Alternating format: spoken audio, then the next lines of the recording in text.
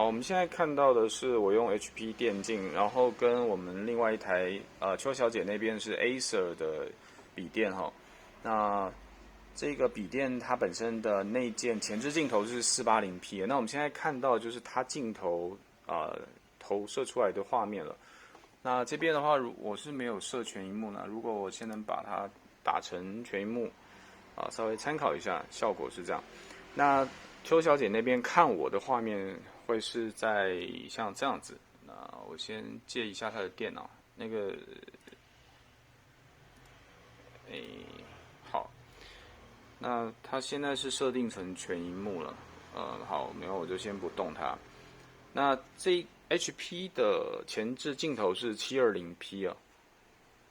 那它其实可以设定到1080P 啊，当然你要强制去设定。那预设是720P，为了节省频宽，所以其实效果差异并不大。唯一就是480P，因为是4:3，所以它旁边有黑框。那这个 HP 的话可以变成16:9，当它是全萤幕的情况的时候。好，所以这个部分呢，我们在 Acer 笔电的部分，我们就不会再另外搭这个罗技的 Webcam 了。就是只有文书型的那一款17寸的那一台，因为它的解析度只有320P，真的是太低了。那个部分我们就会搭配罗技的这个 Webcam 是720P 的。好，那用这个影片来做个说明啊。那我们今天主要其实是测试我们现在有调一个新款的这个1:2的耳机分接器，那这个比我们之前用的那个音质的品质会好很多。那今天主要就是做一个测试啊，我现在头戴的就是另外一只耳机了。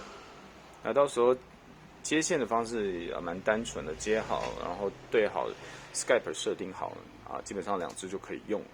那出货前我们尽可能的就事先设定好一部分。那进场的时候速度会快很多。好，那这边影片做个说明，我们就记录到这边了。有任何问题一样联系邱小姐或者是台中的工程客服啊，我是杨先生，谢谢。